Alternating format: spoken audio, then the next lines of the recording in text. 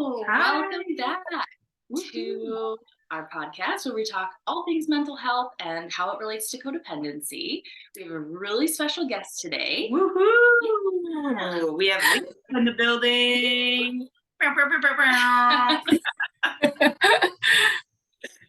exciting. So Lisa is an Asian American therapist located in Colorado. Her therapeutic approach comes from a person-centered and feminist application of acceptance and commitment therapy, cognitive behavioral therapy, solution-focused brief therapy, and mindfulness practice. Her private practice, Perennial Therapy, was born from a belief that BIPOC women and genderqueer individuals deserve a specialized approach to mental health care. She is a fierce advocate for gender equality and has a passion for equity, which continues to drive her career and therapeutic approach. You can find her on Instagram under perennial_therapy, or you can visit her website at www.perennial-therapy.com. Welcome, Lisa. Hello. Thank you. Thanks for having me. Excited to be here. I'm excited. Oh, Jinx. Yeah, really excited to be here and chat with you guys today. Yay. So you live in Colorado. I've only been there one time, but it was so gorgeous. Yeah, I live in northern Colorado, Fort Collins to be exact. We're about like an hour north of Denver. Super beautiful. This time of year, there's a lot of like spring skiing, spring snowshoeing, things like that. So, yeah, if you ever get a chance to visit, it's so great.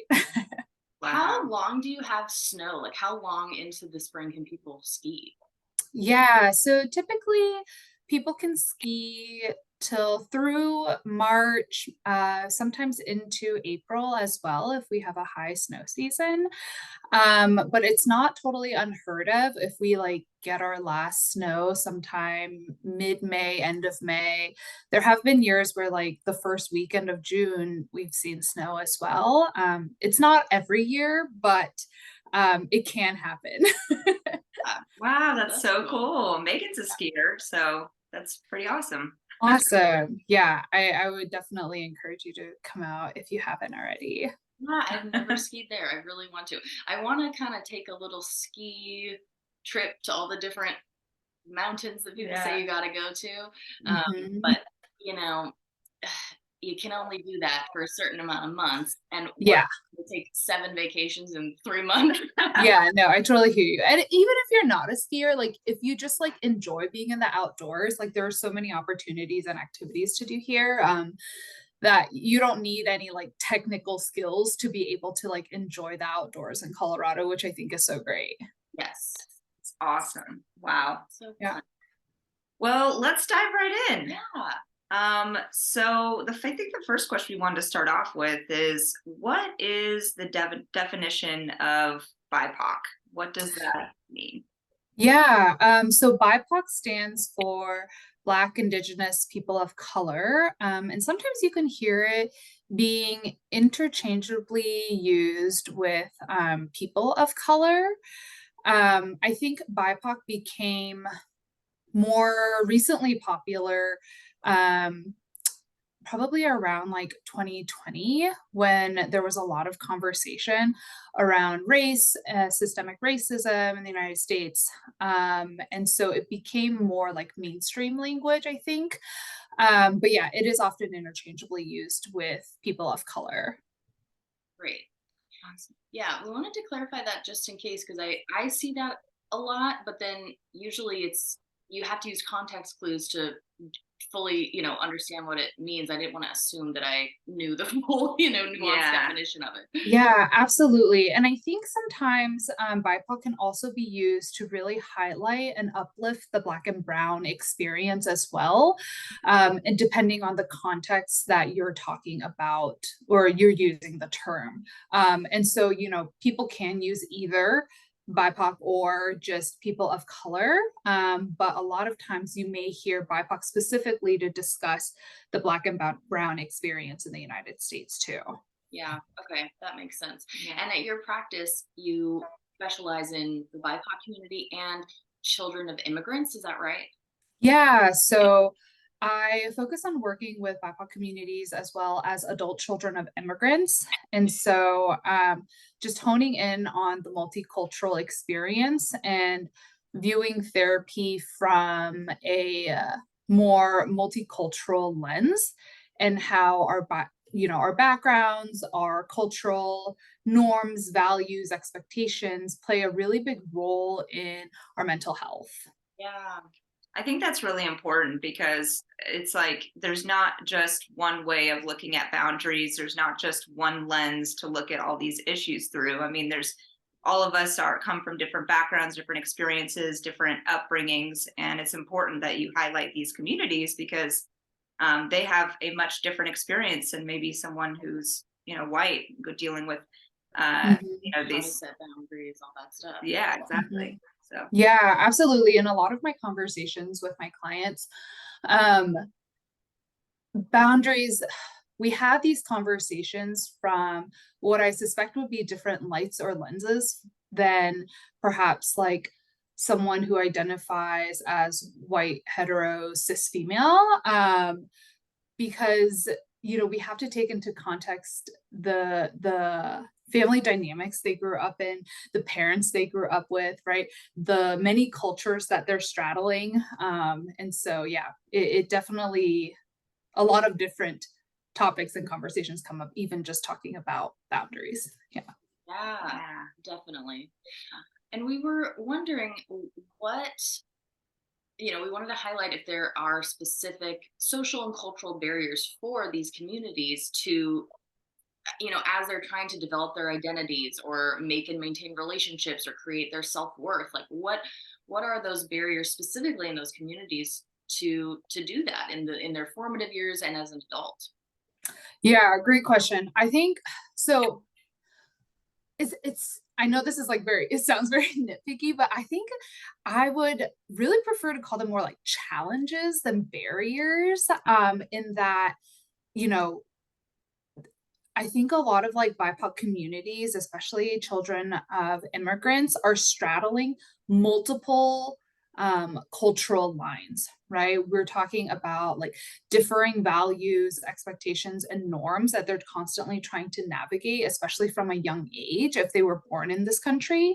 And so, asking themselves questions like, am I blank enough? Right? Like, am I ethnic enough? Am I brown enough? Am I American enough? And so for children and adolescents, like any teen or kid, you kind of just want to like blend in. You don't want to stick out in any way in that developmental period. And so there's this huge desire and almost pressure to assimilate to the dominant culture, right? And so a part of that can look like, for a really long time, you maybe don't speak your first language outside of your home. You maybe don't eat the food that you eat at home outside of your home. And then as you transition into young adulthood, right, there's this constant negotiation of how to incorporate different aspects of your culture into your daily life. And so I think there has also been this like term that has been going around a lot of like code switching back and forth, right? Where we are adjusting our language, our behavior, or even our appearances to fit into the dominant culture or whatever environment that you might be in, right? And so you might act, dress, speak a certain way when you go to work in your corporate job, but that switches very much when you go visit your parents or your relatives. And so constantly going back and forth in those spaces. Yeah. Yeah. I've heard the term masking. I think mainly I've heard it actually in like the neurodivergent communities, but does that term apply to what you're talking about a little bit here? Like you're kind of trying to mask what maybe they might do at home because it's not accepted in the situation they're in at that moment. Yeah, possibly. I haven't heard that term till just now, but I imagine that if it implies that you are kind of like putting on a certain face, Yeah. right? Like a certain appearance Yeah. of like, I'm no different than you. I fit into this environment, like I belong, quote unquote. Um, then yeah, I think that that idea definitely translates.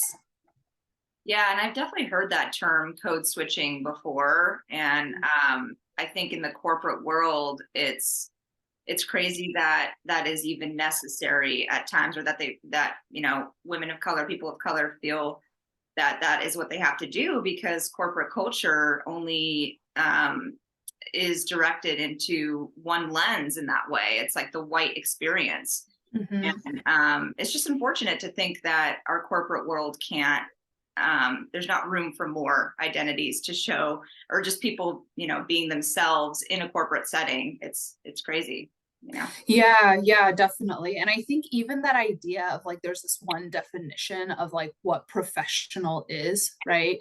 Or like how to succeed in the workplace, or what success looks like in the workplace, is very much um defined by the dominant culture. And so there have been, in my experience and being in the mental health field, like almost a resistance to some of that as well, for individuals who don't want to engage with dominant culture, and saying like, oh, even though I'm a therapist, like I'm going to dress in how I define as professional when I go see my clients. And it might not be like, what you traditionally think of as like, I don't know, like I can't even really think of it right now, but you know what I mean? Like when you think of professional attire, you have this like image in your head, but trying to like resist and fight that with like, I'm wearing what I feel very comfortable in. And if yeah. that's how I define success, or if that's how I define what's appropriate in the professional setting, then that's okay too. Do you think that that comes from like other ways of expressing yourself, or certain clothes or certain hairstyles being judged in a particular way by that dominant community, and therefore that's the reason they're saying it's not professional, because they're associating it with something negative in their mind because of that judgment? Yeah, I think so. I mean, I think, because we have this like very boxed definition of what is like professional traditionally, right? That, if we're thinking about dress, hair, makeup, um, appearance wise, like there is this fear, I think, of being perceived as unprofessional and not belonging in a space that you already feel like was not made for you, right? And so if you are the only blank, right, only insert an identity, whatever that identity is, going into the workplace, and you already stand out because of a characteristic that you can't change about yourself, right? A lot of people may feel this pressure to at least change their outward appearance to assimilate as much as possible, or to not make themselves stand out in such a way. It's just heartbreaking. And the idea that to belong is such a human need, right? Like wanting that connection, Yeah. and you, everywhere you go, you're not getting Yeah. Yeah. And I think that is one of the biggest challenges that a lot of individuals who hold like the marginalized identity kind of grapple with, right? Of like belonging, constant negotiation of self in that. the context of the environments that they're in the context of uh, the values that they grew up with in the home, outside of the home, the norms. Um, yeah, and it's I think can feel normal for a lot of BIPOC and adult children of immigrants, because that is the only existence they've known, right? And with that being said, like it's important to acknowledge that it's still continuous like work. Yeah, Yeah. Yeah. absolutely. How exhausting. And you mentioned that like changing of yourself, that constant changing of yourself. That kind of leads into the next question, I think, because if that's all you know, if that's how you're getting by essentially, then how does that affect their ability to learn to set boundaries have and maintain healthy relationships? Does it affect that? Yeah, I think so, right? Because if you are trying to establish and maintain healthy relationships with people in your lives, right? Like you have to consider the different aspects of yourself that you're bringing into that relationship, whether it's like friendship, romantic, family, whatever, colleagues. And that can take into consideration a lot of different aspects and variables, right? Even something as general as like your communication style, right? Like we always say, like in relationships, communication, clear, open communication is really important. But what does that look like when you are going into a relationship with someone who is very different than you, right? Whether it's culturally, religiously, or any other identity. And so thinking about like communication patterns across cultures, right? Is it going to lead to misunderstanding or misinterpretation? Is it going to lead to stronger bonds, right? And so, for example, if you come from a culture where like direct communication is really encouraged, right? Like direct communication of feelings and concerns or whatever, then you might be praised for that. But then if you go into a different environment where direct communication is seen as rude or confrontational, you may need to then negotiate how you're going to communicate, right? Or behaviorally in those communications, right? Like, are you making eye contact? How is eye contact perceived? Are you bowing, shaking hands, hugging, kissing on the cheek, right? And so, like, constantly negotiating and having to be aware of these, like, very minute factors in setting boundaries, in maintaining boundaries. Yeah. Yeah, that's really interesting. Would you say, like, in your experience with working with adult children of immigrants, are they more? I mean, I know it depends on people's backgrounds and their family experiences, but is it harder for them to express feelings and emotions than, would you say, adults that don't come from parent or immigrant parents? Um, I think there are certainly challenges, right? Of not only just like communicating your emotions or your like internal experience, but also being able to like identify what it is that you are actually experiencing internally in the context of like external things that are going on around you. And so it is a pretty common experience in my work, when people do seek therapy, that one, like we're very much working on like how do I identify like the emotions I'm feeling, right? What triggered those emotions? What are my emotions like trying to signal to me? Like maybe there's an unmet need that I haven't tend to yet. And then being able to clearly communicate that without fear of judgment or fear of loss of relationship, and things like that.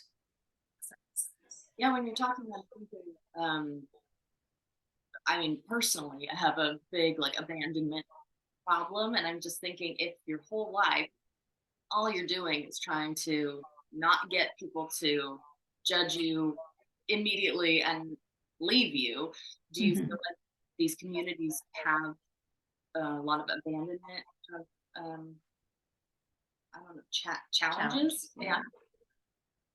Yeah. I don't want to make a blanket statement. I certainly think that some people struggle with maybe attachment styles that lend themselves to greater fears of abandonment. But I don't want to make a blanket statement that says like if you come from like this particular cultural experience that you're more like prone to or more susceptible to having this fear of abandonment. But but I think it is a really common experience, right? Of like, we all have this innate fear of being criticized or judged. And that fear can trigger us to, behave in such a way. What does what would you say the role of codependency plays in these communities? Like, are you seeing that more often than not? And obviously, I know we want to avoid blanket statements, but how often do you see that in the work that you're doing with your clients? Yeah, it definitely does come up. And I think there are certain things that can exacerbate codependency.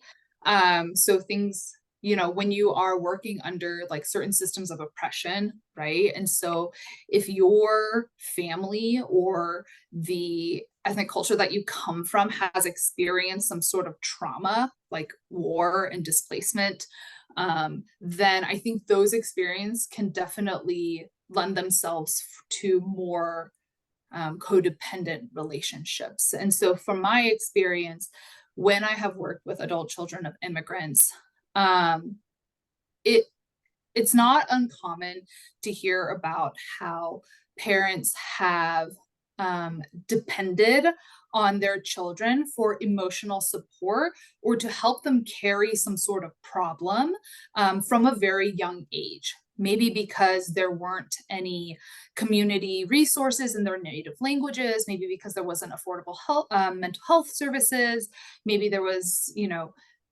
financial instability, or there just maybe wasn't trust outside of that immediate community to seek help. And so you are relying on the nuclear family or, your children to help you regulate basically with the issues that are going on and the challenges that you're experiencing. And in turn, like that can lead to a lot of codependency and sometimes feelings of burnout or resentment or anxiety, Yeah. because the children are trying to, as adults, learn how to change that dynamic in therapy. Yeah. Yeah, absolutely. And I can imagine how hard that is coming from, that background, being a child of immigrants, where it's like, you want to be that for your parent. You want to be able to support them and help them through their process. But at the same time, yeah, like leading to burnout and also just feeling like that is your self-worth to your parent, which is like, oh, this is all I'm good for, is being this emotional crutch to you. Mhm. I'd imagine that that's really challenging. Yeah, and I think, there is this sense of like almost like you are a little bit indebted to your parents for the many sacrifices that they have made, perhaps in like moving to this country, right? And doing all that they have to support your family financially and make sure that we are surviving. And so like this mentality of like, if my parents can suffer 30, 40 years working every single day doing this like very labor intensive task to support our family, then you know I can support them in this way, or I can it's selfish of me not to be there for my parents, or whatnot. I think that would lead to that codependent mindset. Yeah, because you do feel indebted to them. You're not worthy of, setting a boundary or having an opinion. I mean, that tracks with everything we've been researching about codependency and codependent relationships. Yeah, and even in the context of like even if you're not like adult child of immigrant, like if your identity is around like anything to do with like BIPOC or some sort of like racial minority, right? That again, I think it brings in that conversation about like being the only one, and having like that experience can also lend itself to seeking out support in a way that sometimes can lead to codependent behaviors. That makes a lot of sense too. Yeah. Kind of on a side note, I saw a TikTok the other day from an adult, a child of an immigrant, and he was you know, he was like playing this this like role thing, and he was pretending like he was his dad, and he was like, you know, and his dad's like, "What's wrong with you, son?" And he's like, "I'm just depressed." And he's like, "Depressed? I was working 40 plus hours a week, or I mean, I was working like 80 plus hours a week at your age, and I was doing this, this, and this. No time to be depressed." Mm-hmm. And I thought that was kind of funny, but also kind of, I mean, I would imagine true for how maybe immigrant parents see depression and see anxiety and other mental health issues as like, we didn't have time for that when I was your age, like buck up Yeah. type thing. Yeah. Yeah. Um, yeah, absolutely. Like depression, like, what do you mean? We're so busy working, there's no time to be depressed. Yeah. Anxiety, like you're fine. Just don't worry. Yeah. Yeah. Yeah. Wow. Yeah. There's like no space for your feelings. Yeah. Yeah, like that internal experience is very much like fix it mentality of like, we'll just get over it. Just don't think about it. Um, Yeah. there is no time for it. Yeah. Yeah. That was interesting when I saw that. I was like, wow, yeah. I mean, I can definitely see that as, and it's not, it's true. I mean, they were so busy at the time that I think, you know, mental health wasn't something that was a priority for a lot of immigrants. And so like, Mhm. I can definitely understand that lens, but it's interesting as our society, you know, millennials now are seeking out more help for their mental health issues. There's just sort of that struggle between understanding each other between the generations, you know. Yeah. And I think it brings into the conversation of like, I think people may be more willing to seek out professional support if it's like a physical ailment, right? And so, like, I always talk about with my clients that the mind and body are not separate, it is one, you know, system. And that when you are experiencing physical symptoms because of your mental health, that sometimes even that connection may never be made of like, I feel like physical tension in my shoulders. I have aches and sores, and or I have GI issues because of my anxiety. But you may not know that, you know, those issues are triggered by the mental health piece, right? And so you're seeking this like physical you might be going to your physician or your doctor and saying like, hey, I'm having GI issues, but never address that like mental health piece of like, I have really severe anxiety, but I'm just going to treat the symptoms. Yeah. It's so crazy that we live in a society that still sees the brain as so separate from the body. And it's crazy that we're just now coming, you know, trying to accept this as a society where we actually can, you know, by thinking such negative thoughts about ourselves or by uh, just all storing traumas. I mean, it all has to go somewhere in the body, you know, that Mhm. energy has to get stored somewhere.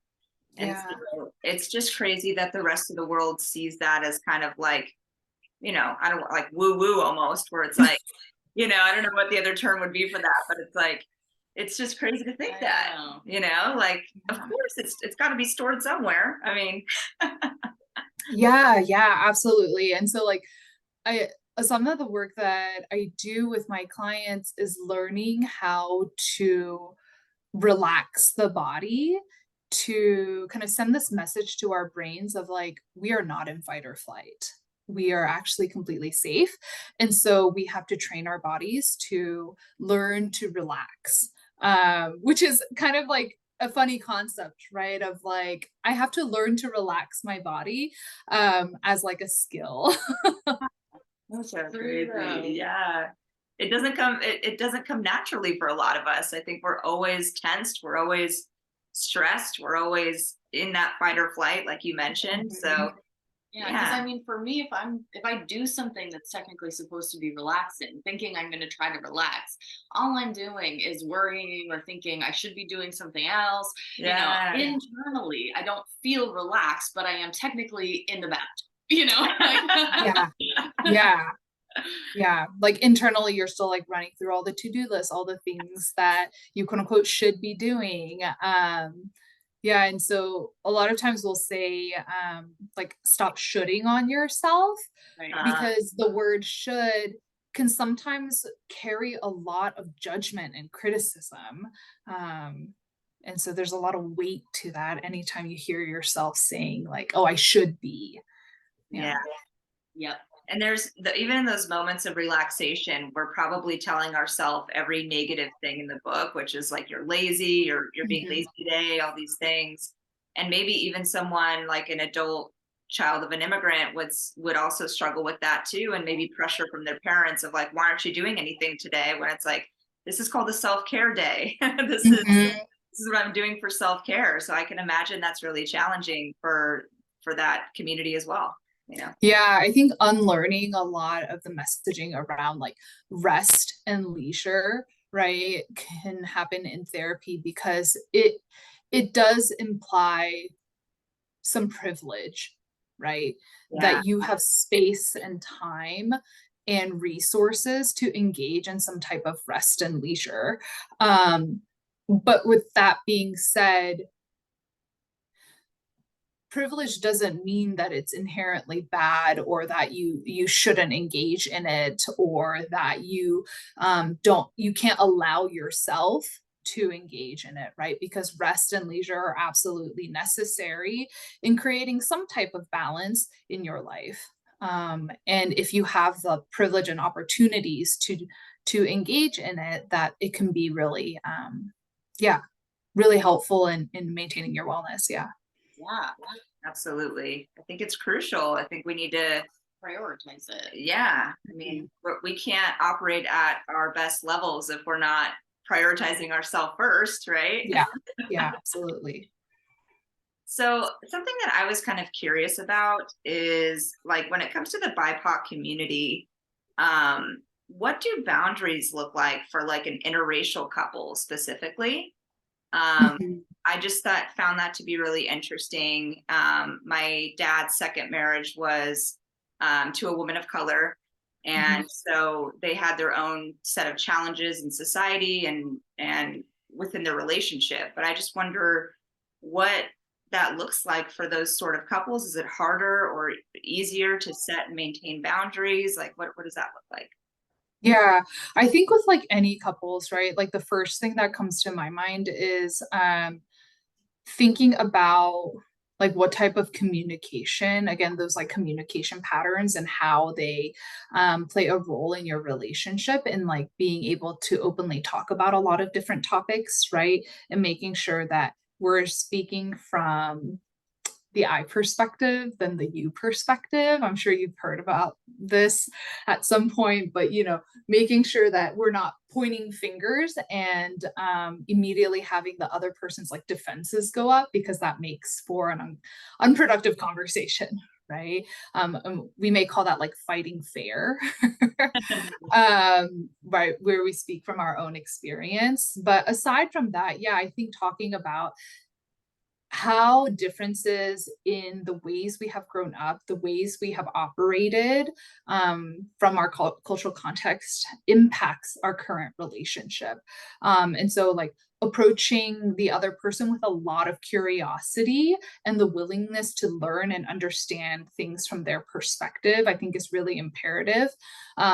To getting to know not only their background, but also come to some sort of mutual agreement, goal, right? And also build a foundation of like, oh, these are the things we collectively value together, right? Um, and avoiding like making fear-based assumptions, maybe because we don't understand where they're coming from. Yeah, that's really key. Yeah, absolutely. I do that all the time. Yeah, fear is sneaky in that way. Yeah. Yeah.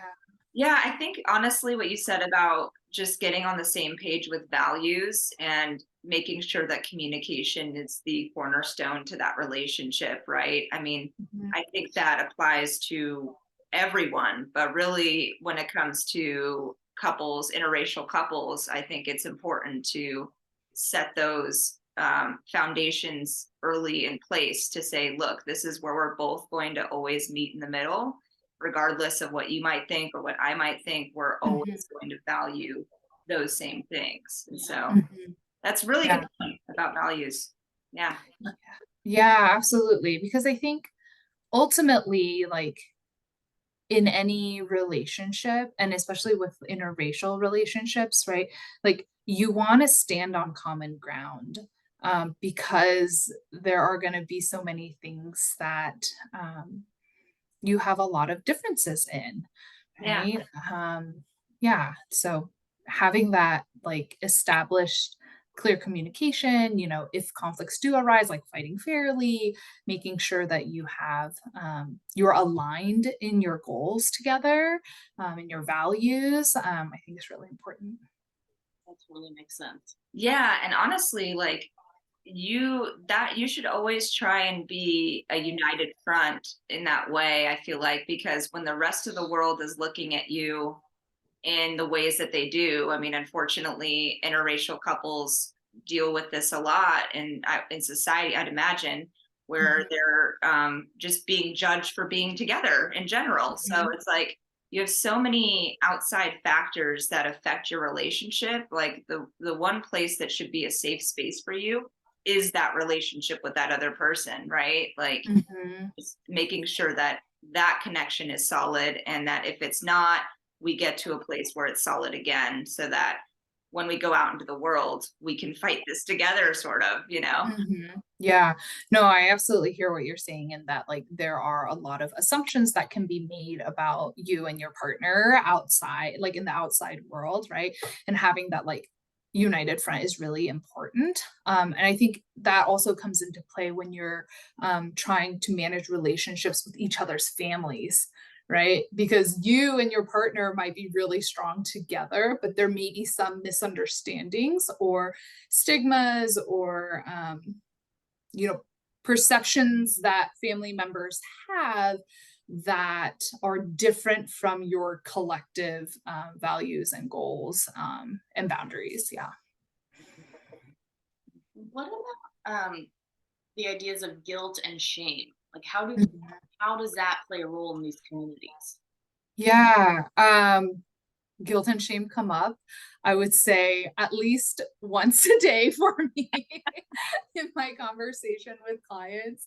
Yeah. um and so, when we think about guilt, um, it's very much like action oriented, as in like it's this idea that I did something wrong, whereas shame is more like person oriented, where something is inherently wrong with me, right? And so when I'm working particularly with adult children of immigrants, um, there is a lot of guilt, I think, associated with um, again this like idea of like sacrifices that parents, their first generation parents, have made, and so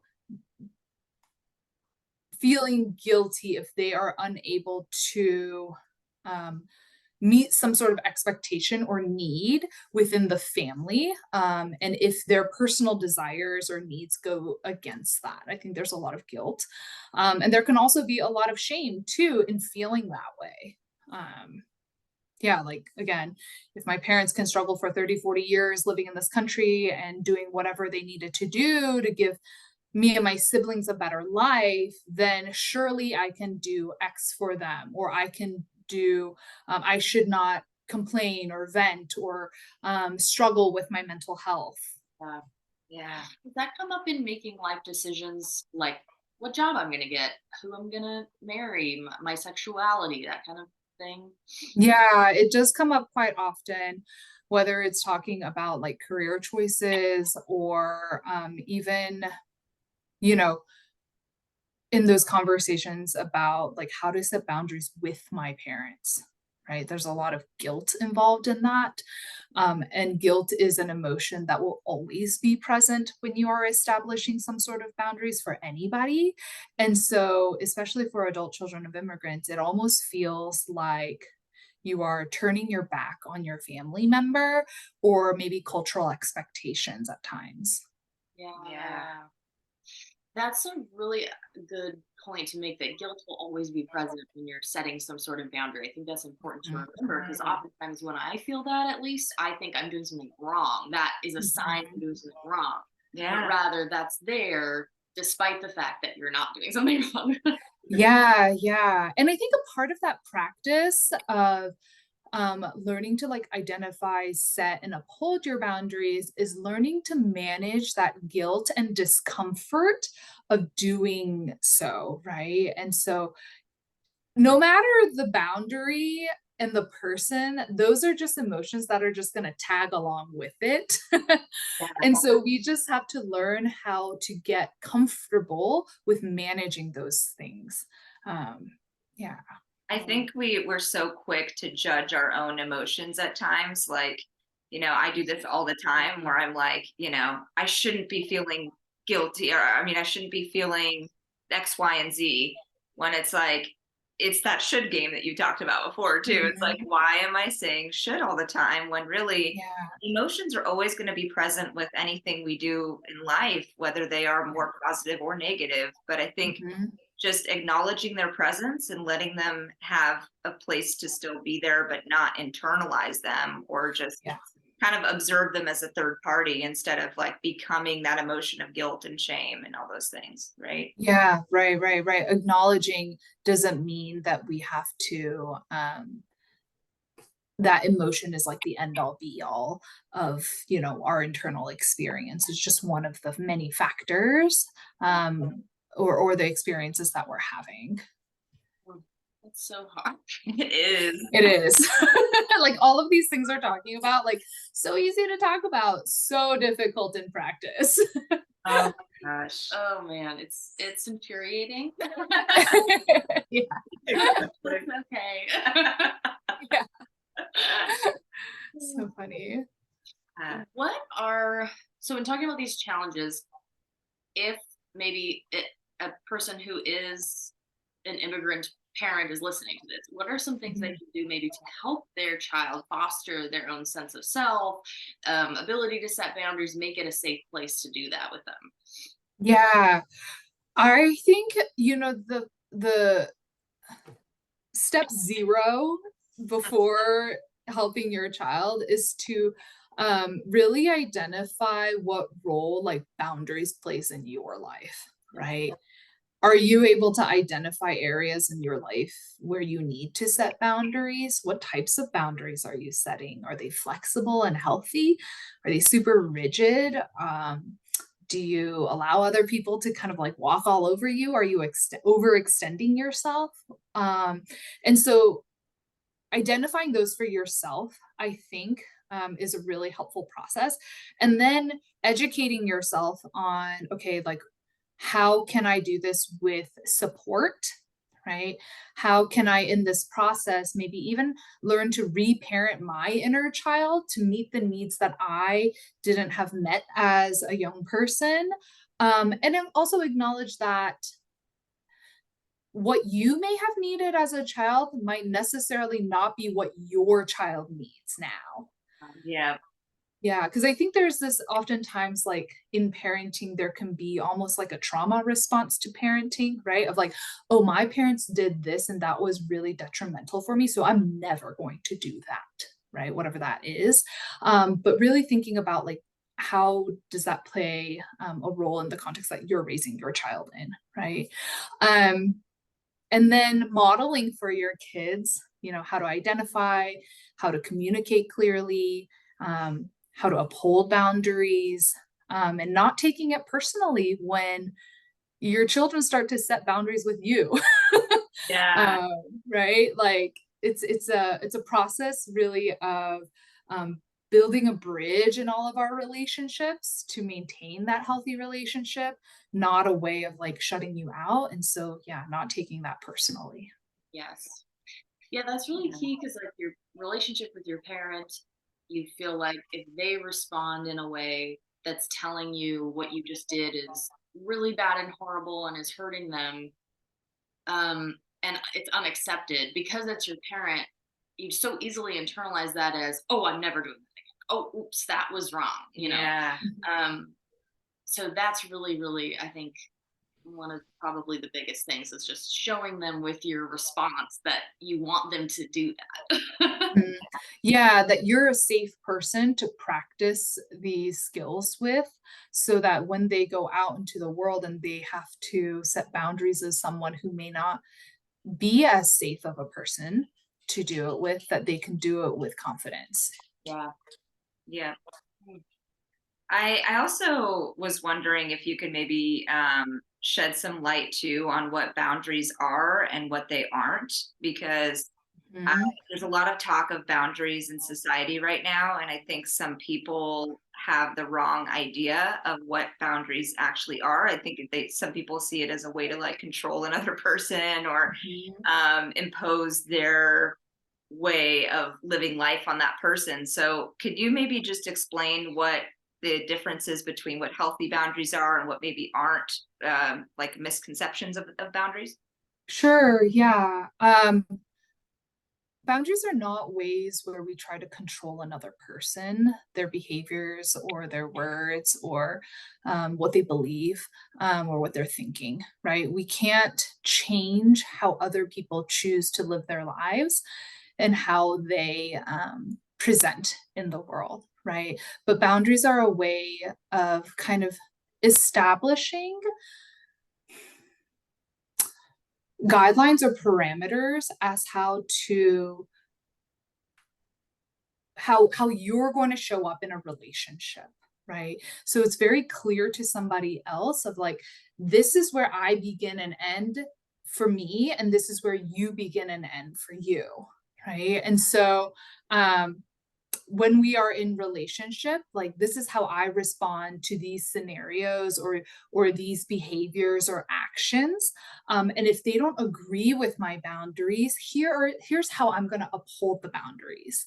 So an example of that can be like, if yelling or raising someone's voice in an argument is unacceptable for me, right? And that's a boundary that I'm setting. I'm not going to ask you to stop yelling, but I'm going to clearly communicate that if you continue to yell at me while we are in this conflict or discussion, I'm going to uphold my boundary by walking away or not engaging, right? So I'm just letting you know how I'm going to behave in this relationship. Yeah. Yeah, Mm. interesting. But yeah, so it has everything to do with how you're going to respond in a given situation versus Mhm. you want the other person to do. Like you said, like you can't control someone and say, stop yelling, but you Mhm. can, however, leave the room because that's in your control. Mhm.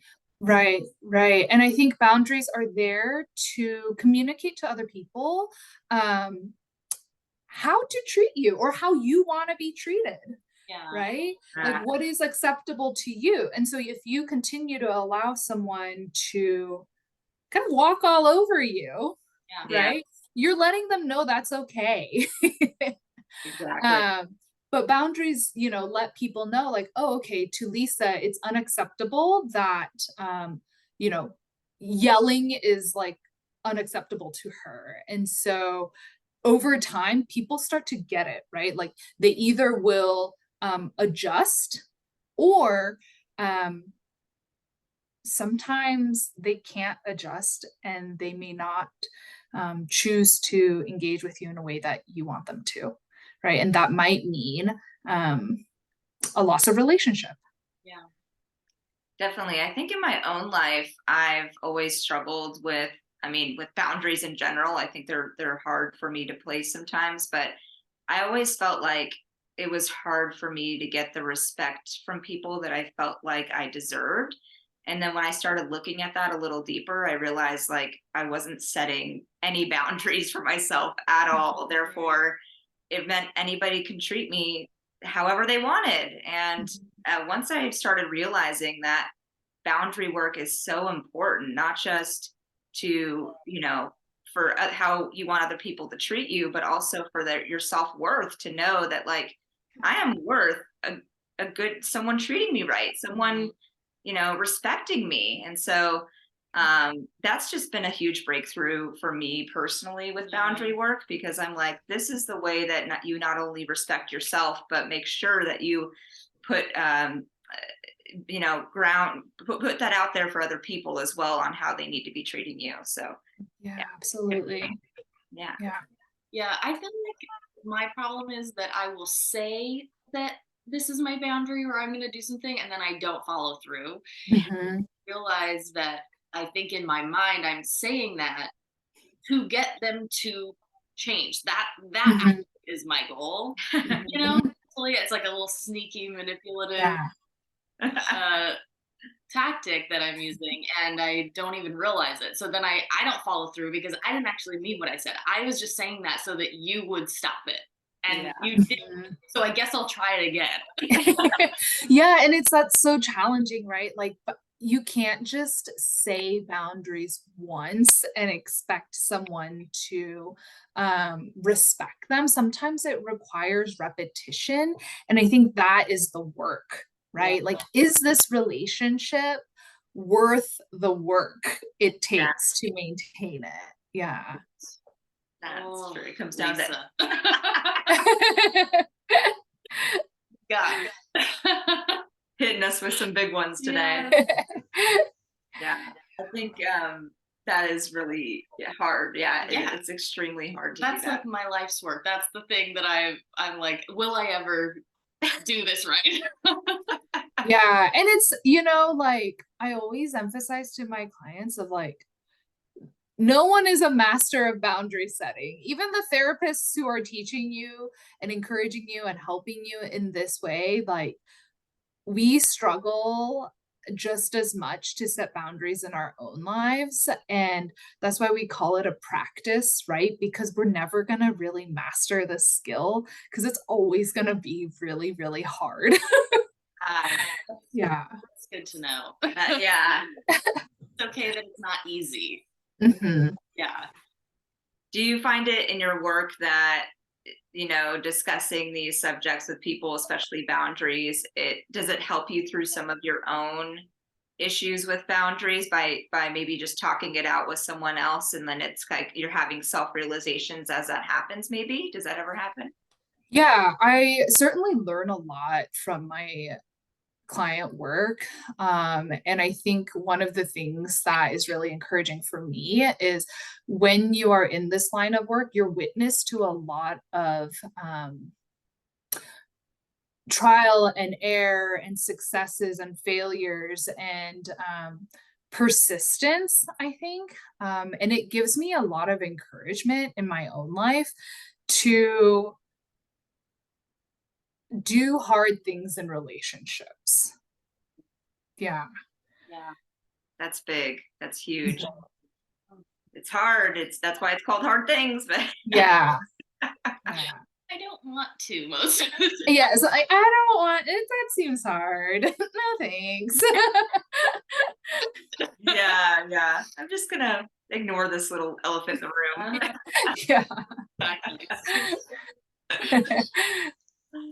Well, Lisa, this has been so fantastic. I think Yeah. we both learned a ton about the BIPOC community and just boundaries in general. I think these are really important conversations for us to have with our loved ones in our lives. And so we want to thank you so much. Yeah, thank you for doing this. We really appreciate your time. Yeah, it was a lot of fun. I could talk about all these things all day. So yeah, thanks for having me. Of course. Yeah, we'll keep in touch and maybe have you back. Yeah. I think we have one final question for you, though. I do. You guys were so much fun to chat with, and it's been a pleasure to spend the last hour with you talking about boundaries and how therapy can support, BIPOC and adult children of immigrants. So it's been a pleasure. Thanks. Love it. Yay! Thank you so much, and have a fabulous day. Yeah, thanks, guys. Thank you. Bye.